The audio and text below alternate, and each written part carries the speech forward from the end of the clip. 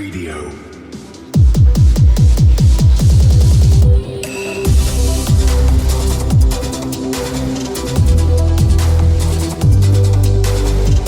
Hello, everyone. Welcome to another episode of Cryptocurrent. Your host here, Richard Carthon. Today, I got a special one for you. We got someone all the way out in Berkeley, California, working on a protocol that you've probably heard about, but I'm excited to dive deeper into. We have Dor Garbash, who is the head of ecosystem over at Mina Foundation, who works with the Mina protocol. How are you doing today?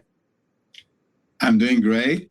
Just a beautiful Tuesday. We had rain all week here, but today's nice and shiny, and you can see all the fresh, the kind of a smell of freshness in the air. And I'm really, really happy to be here. Thank you for inviting me. Oh, absolutely. Appreciate you being here. Before we go dive into all of the amazing things Mina's up to, let's first learn a little bit more about you. Can you give us a little background on yourself? I'd love to. Well, first of all, this is my second career. Okay, in my 20s, early 30s, I was actually a photographer. I had a photography studio in Tel Aviv and did a lot of media productions and creative work, commercial fashion and whatever you name it. And then I did a little career pivot, went into technology, finished my PhD, working on collective intelligence and collaboration in large organizations. And after that, I worked in some blockchain companies, like I was head of product for DAOstack, which was one of the pioneers for managing and deploying DAOs on Ethereum. After that, I transitioned to be a head of governance for Cardano, for IOHK, where I was basically one of the people who were driving Project Catalyst, which is, I think I can call it the largest decentralized innovation fund in the blockchain space. It's like we had more than 50,000 active voters and funded well more than 1,000 projects, governed several billions of ADA worth, dollars worth of tokens, and kind of grew in a very short time. And and a few months ago, I joined Mina Foundation as their head of ecosystem. Wow. Now that is the robust background, and there's a lot that we're going to go back and unpack a little bit later in this conversation. But I do want to start with this initial question, because there are a lot of people who are building in this Web3 space, who are entrepreneurs, who are builders, and there are a lot of people who are aspiring to potentially, break into this space. For all of those who are going through the transition of potentially changing careers or looking into something, like what advice or what compelled you to just go for it, and to not just go for it, like you went and got a whole PhD, like you went deep into this. Like, what would you tell those people? That's a great question. I think it's I can only share my personal story, which I think is a lot about being able to take inventory, once in a while. I would recommend people every 5 years, take inventory about your life. Are you happy with your career? You feel fulfilled? Is this something you want to continue to do for the next 5 years? And give yourself that opportunity to really reflect and have the courage to pivot and change, and don't be judgmental, right? The person you were when you were 20 or 25 or 30 is different people, and if you do things right, you change through life. Your preferences change because you grow and you learn. So, don't play defense, right? Play offense in your life. Yeah. I think no, that's great. I really think that is a really good piece of advice. Like you said, take an inventory. I recently did that myself and made some goals, and 5 years later, just coincidental, kind of did the same thing. So, but getting back into all the amazing things that you are doing in the Web3 space, you have a robust experience across a ton of different ecosystems. What made you want to join the Mina Foundation, and now what has you fired up about all the things that Mina has going on? Oh, definitely. Okay, so I'm I'm an innovator. Okay, and my passion is to inspire people to create and build new things and explore. So I'm naturally like really attracted to the edges of the tech. Like things that are like right at the forefront. That are like there's kind of a Goldilocks zone, right? Like somewhere between. You don't want to go too far, like some kind of really abstract math that's like maybe in 15 years become applicable, and you also don't want to be where everybody's already built and you're just optimizing. And so I think kind of Mina, for me, like really sits in this Goldilocks where, zero knowledge is such an amazing domain and there's so much innovation going on and it's hardly explored. And I think that was really compelling for me, right? The opportunity to help the builder community in Mina really explore the potential of this technology. So I think that for me was like the main one, but also just, I also just like I really like the people, I really like the vision. I felt it was intuitively, okay, from just like talking to the people it was very clear it's a very human-centric blockchain, okay, that like I think there's a really compelling vision for governance and fairness and a sense of like that it's a grassroots blockchain. Okay, so which is always something like I think also like Cardano and Ethereum like also share that that feeling of what we're doing is a bit bigger than just like making money, making profits, or being an opportunist, but there's like a larger global vision behind what we're doing, and I'm always into. That's always really appealing for me. Yeah, and thanks for explaining that. So you like to be at the forefront of different technology and what's on the edge. And you brought up zero knowledge. So Mina is building the privacy and security layer for Web3, the world's lightest blockchain powered by participants using zero knowledge technology, creating infrastructure for secure democratic future we all deserve. So expand on that. So at the core, what is it around zero knowledge that Mina is really trying to bring to the forefront and innovate? Yes, so it goes in three buckets. Okay, one is privacy. Okay, so zero knowledge, what it enables you is basically to prove you know something, but without revealing the details of it. Okay, so for example, I can using this technology, I can say prove my age is over 18, okay, like in order to get like a driver's license, but I don't have to disclose my exact age. I can just prove that I'm over 18, or like I can prove that I'm like eligible for a loan, that I'm good for the loan, but I don't need to, as I think everybody renting a house maybe have a similar experience that you suddenly need to photocopy like your bank transactions and like all sorts of like a lot of private information you have to share with landlords or whatever, like, so that technology can actually give you a verifiable proof that you're good, but without having to disclose that information. So it's way more beyond, like, I'm really happy to even talk more about privacy later, but I would say that's like, for me, probably the main focus of what's going to happen, what's happening right now and next year with Mina, like the enabling of privacy preserving applications we call ZK apps. And the second one, and I think this is what's more known about zero knowledge, is scalability. Okay, so a lot of layer ones now are trying to build scalability based on zero knowledge technology, just to improve like how much transactions and like how much capacity does the network have to process things. And the third is succinctness. So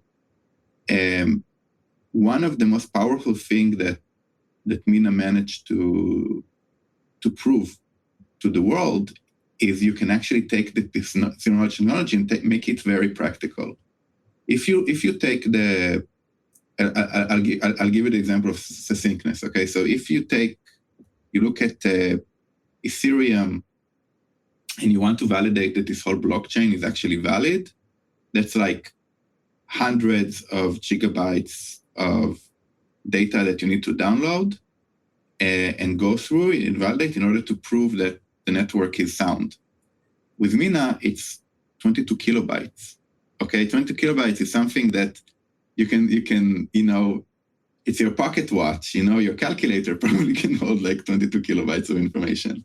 Right. So it's great, it's democratizing, the running of the blockchain in a way that was unparalleled, and just the proof of that we're really, really scraping the surface of zero knowledge as a technology. That's really cool. And I think those are three really important points. Security is always going to be massively important. One of the biggest things in a lot of these protocols and ecosystems have been hacks and scammers and other ways that people unfortunately have been getting exposed and losing money. And security always will be at the forefront, as people in these situations are ultimately responsible for what's occurring. And then the next piece of it, like you're saying, with the scalability piece of it, with what you'll have going on with the ZGAPs, those really sound interesting. And I believe y'all have a lot on the roadmap for what's going on there.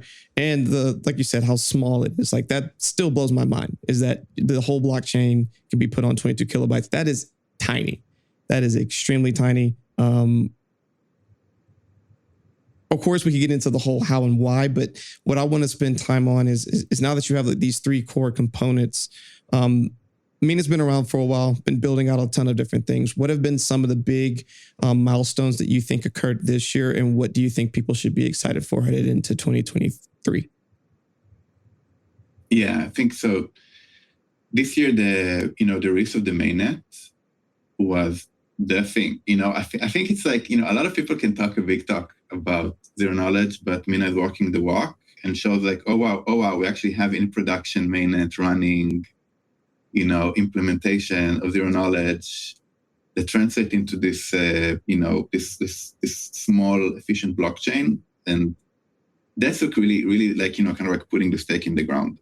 And I think now we're in a period where we're like leveraging that and growing the ecosystem beyond with these bringing ZK apps to life. And here, I think the most exciting thing coming out is we have a TypeScript library called Snarky.js. This has been a project that been worked on for a really long time. It's extremely exciting because, unlike other zero knowledge solutions and companies that will use like arcane and weird and all sorts of maybe cutting edge but really complicated programming language that developers have to learn in order to deploy zero knowledge. Like, here it's TypeScript, it's like JavaScript, it's like based on these like over 20 years of all the ecosystem that JavaScript enables is like available to those developers, and they don't even need to learn a new language in order to do that. So we made it extremely accessible for people to just build privacy preserving applications. And so I think that's the I like to call it like the Cambrian explosion. Okay, like this moment in time, like at least that's what I hope is going to happen. That as we like fully launch all the ecosystem programs like next year, with this like very accessible technology, we're just going to see an explosion of many different applications building and businesses building on top of Mina, and basically like exploring and discovering all the different use cases for privacy. And I think it's really important to, we all talking about, we all care about privacy. Okay, I think we all know what's going on, and like how disenfranchised I think each of us feels, about their data. We know not just tax, but just like how companies just use, they crawl and they steal more and more and more on your privacy. And you see more and more how governments are using this information to control you. And I think it's not just about being defensive about privacy. It's like, let's be like a bit offensive about privacy. Like, let's think what's possible in a world where your privacy is guaranteed. Okay, like, so I think this is a world and it's hard to shift that perspective, but I think a world where you can vote or you can voice your opinion without fearing censorship. Okay, a world where you can be a whistleblower, you can expose corruption, or you can be, or even take example of like the millions of people who die every year working in construction sites around the world. Okay, and they can't really whistleblow because they can't guarantee their privacy. Like, they care about their job and about their family. But what if you could guarantee it? What if exposing corruption is something that's easy, okay, and safe? Or what if like a lot of problems that people have that are associated with some kind of a social shame, make you say like addiction, okay, or sexual disease, or mental issues, like all these things, because people are so don't want that to be broadcasted into the world. They have these problems that they have very limited access to resources. What if I was what if I was dealing with addiction, but instead of having to just one supplier one provider that can help me get over it, I could broadcast this need over a large network of suppliers that can compete and offer me different services, because I'm not afraid that my identity is going to be revealed, okay? Or what can happen if the world has a global system for voting that guarantees your privacy, that you can vote? Remember these images? I don't know if you're following the Ukraine war, but like these images of, the annexed parts of Ukraine where Russian troops are like, okay, here now you go and vote. Yeah. Like, cast your vote here, and like the person is like, I wonder what happens if I vote against being annexed. So that kind of stuff. Or a lot of countries right now are like pseudo democracies, and even current democracies, even in the U.S., like the integrity of democracy is just being constantly like challenged. And we can prove with math, that your vote is, that you are a real person, that your vote has been casted correctly, and it's and that we maintain your privacy, and we can make it globally available. Okay, we can make every human on the planet could have a fair right, to have a voice. And so these kind of things are kind of moonshots, but they're possible. They're getting unlocked with this technology. So going through this, it's very apparent that privacy is very important, and you're passionate about it. And with you being part of the ecosystem and building that up, how would you say the community is receiving Mina, and what are the conversations around privacy within the community that you see?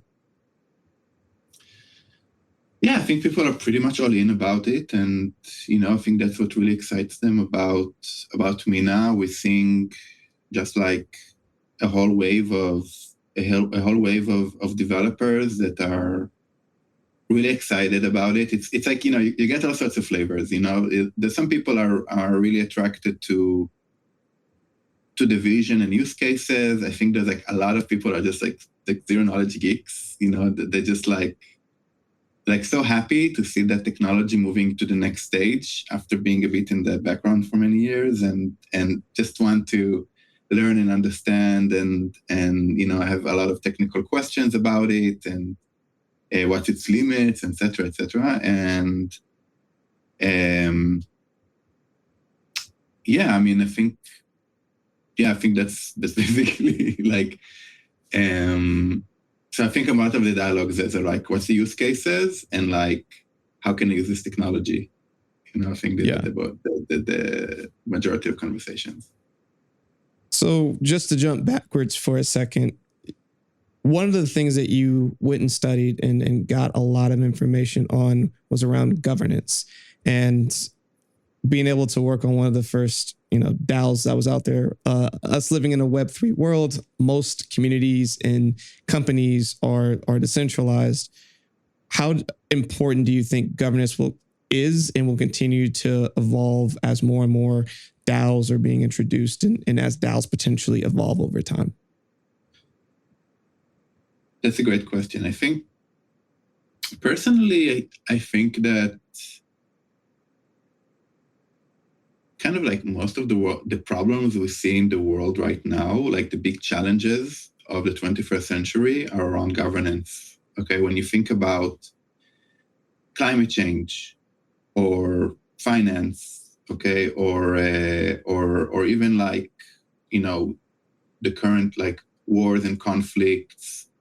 These are all questions of governance. These are all questions of like, how is actually humanity coordinating our actions, in a good way? And are we doing a good job? Like, cause doesn't seem like it, like, have we handled COVID in a really great way? Or were we very fragmented, and not thinking about the greater good to resolve these kind of issues? So I think it's like governance is the really like basic DNA, okay, of a lot of these problems that needs to be, and we must explore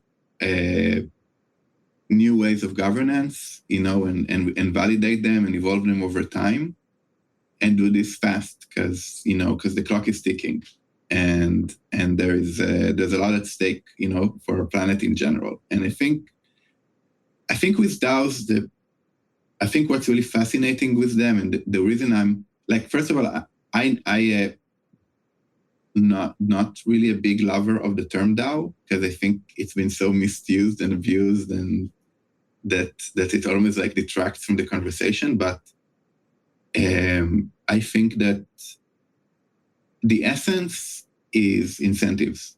Okay, so you can come to a lot of different organizations and group and says, hey, I have a bunch of like interesting methods for you, how to communicate and coordinate and use collaboration platforms and like blah blah blah, and like in order to become better, more coordinated and more representative, etc. But in the end, the king is the incentive. Okay, like if you look at any organization, any state, any country, any system, what's the backbone of the system? It's like the incentive design behind it. Okay, it's like because everybody aligns themselves around that. So think about traditional organizations that are hierarchical in nature, like whether it's your school or your job in a big corporation, or if you're in the military, or if you're university, or your government, all these places, they have a very basic incentive system where your goal as an employee or a member is to please your boss, right? It's either to please your boss, or you can collaborate with your immediate colleagues, because you're all working together to please your boss. So you're, and so everything aligns around that. But then you have this crazy miscoordination and lost opportunities, like I've seen so many stories, put aside like the trillions of dollars lost in like knowledge transfer between departments, for international companies and stuff like that. But also like, even in research, you see PhD students that are working really hard on a problem, and the person that can unlock the issue they have, that have the expertise, lives right above them. Like if you fit one floor above them, but they've never been to that floor, you know why? Because they're more focused on pleasing their boss, right? Than the actual solving of the problem. And that's like an incentive design issue. And DAOs and tokens really introduce this our ability to architect better incentive systems I think, unfortunately, a lot of DAOs are just replicating the existing structures rather than like fully experimenting. But definitely there's a few, I definitely seen in my own eyes when you start to incentivize people to collaborate or work together to solve challenges rather than like try to please your boss, you see an explosion of creativity and innovation. People are liberated. It's a very, and so I see a lot of responsibility in my role, and to keep pushing the edges of what's possible and in how we organize, to energize each other, be creative, and be coordinated.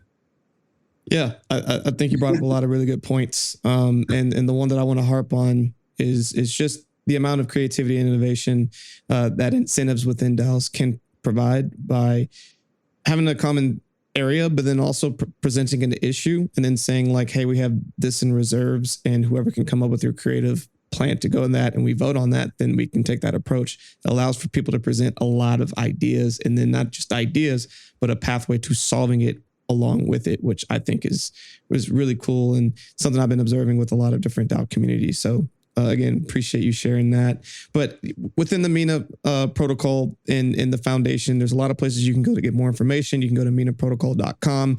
But what are other ways that people can learn more about what y'all have going on and get more involved in your community? Yeah, we currently have this. So we launched, talking about all these incentives and like go and do and innovate and create and be part of this, pushing the edge. So we just launched what we call ZK Ignite Zero. Okay, this is a program that's going to continue next year in very surprising and cool ways. Like if you want to be on the bottom floor, like being an early adopter of this and kind of take part of like almost like co-leading this movement with us. So you should register to participate in it. It's pretty much developer centric right now, but also people that are like entrepreneurial minded or design minded are welcome to join. So if you go, I don't know how to share like a long URL, but if you go to Mina Protocol's Twitter or website, there's like a link for joining the ZK Ignite Core Zero, and I don't know if there's a chat here, but we can. We'll make sure to leave in the show notes. Registering. So just people are aware. I don't know how you can share it, but yeah, we'll make sure to share it in the show notes. Awesome. And then just as we wrap up here, I always like to finish with a couple fun questions. The first is, with all the information you now have with your years of experience in the Web3 space, if you could go impart 1 or 2 pieces of wisdom to yourself when you first got started, what would you tell yourself? Wow. Okay. I think that's a great question. I need to reflect on that. But I think if some things that come to mind is, first of all, like, it's okay to not know. Okay. It's okay to be vulnerable. And like, there's so many things, so much information. I think we're all like a bit of information fatigued, right? From all that, everything changes all the time. And like, you need to read down, and there's like scientific papers and this and that. It's like, it's okay to say you don't know. You don't have to pretend you don't know. And people appreciate if you're real and authentic.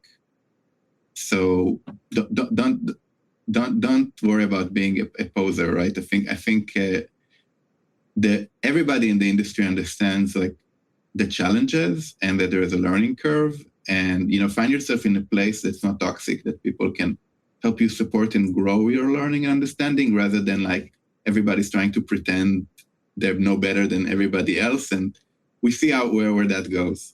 Okay, like there's many examples of this vanity where it goes. So find the right people you can be real with, and don't fall after hype.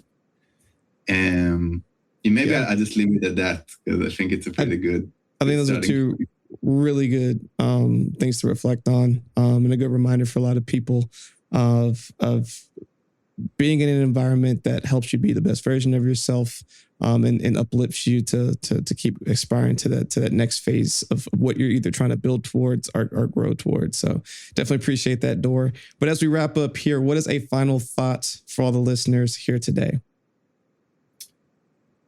I would say, can we start to think together about a world where privacy is a first-class citizen and is a first-class concern, and how this world is going to look like, and how do we want to take part in shaping it? I think for me, that's really the main provocation I have.